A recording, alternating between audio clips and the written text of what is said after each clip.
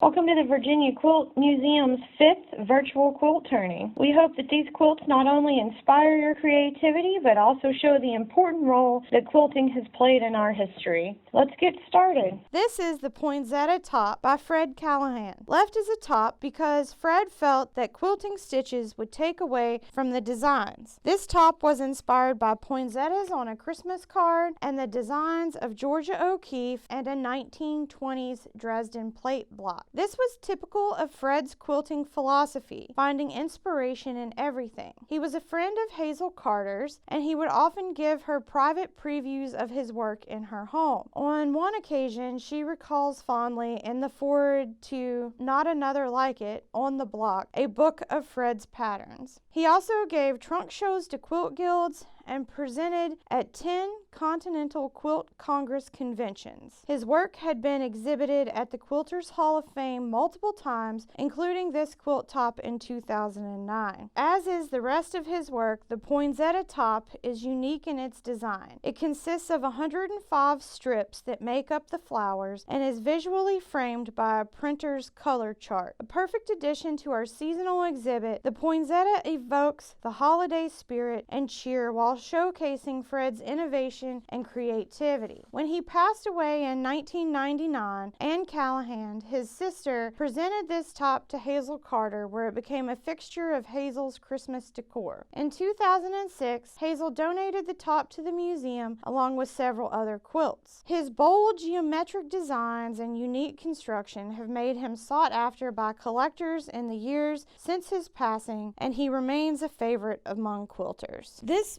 beautiful quilt is the Estep family star string quilt circa 1920. Cora B. Witt made this quilt from ladies' house dresses and suspenders from a railroad conductor's uniforms sometime in the 1920s. The uniforms most likely belonged to Cora's husband, Stillwart, who worked as a train conductor. At the time, rail was at its peak in the United States and was the primary form of transportation for people and cargo. Both North Carolina and Virginia, where the Esteps had lived, benefited greatly from railroad transportation. Trains offered opportunities for travel and a larger variety of goods available to the average household. Abington, Virginia, where they originally lived, was home to one of 8 railway stations built in Virginia in the 1900s. It was a Class A structure, which was a passenger station that would have been found in medium-sized towns like Farmville, Virginia, or Christiansburg. The quilts remained in the Estep family's possession, though they were not passed down to any of the children. They were placed in a tobacco barn and would remain there until Doris Estep, widow of Charles Estep, took them. The quilt was then passed along to Doris's daughter Judith Ann, who would later pass it on to her own daughter Teresa. This is the Houshour Strawberry Patch Quilt circa 1858. It's 85 by 85.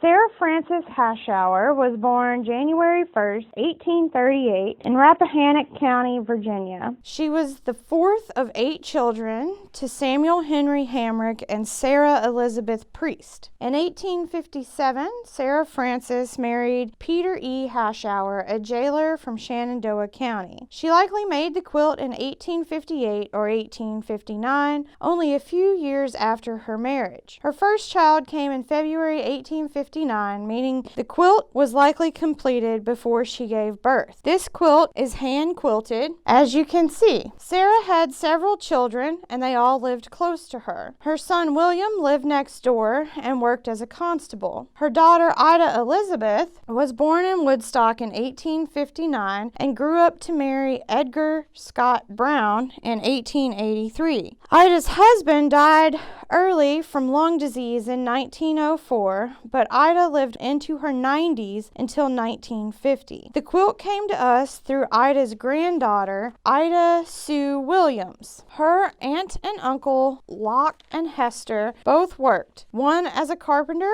and one in a local department store as a salesperson. When Ida Brown Williams' Aunt Hester died, Ida purchased this quilt for $220. Today, it's worth well over $6,000. In 1990, this stunning example of the strawberry patch block was featured in the Ladies' Circle Patchwork Quilts in their March-April edition.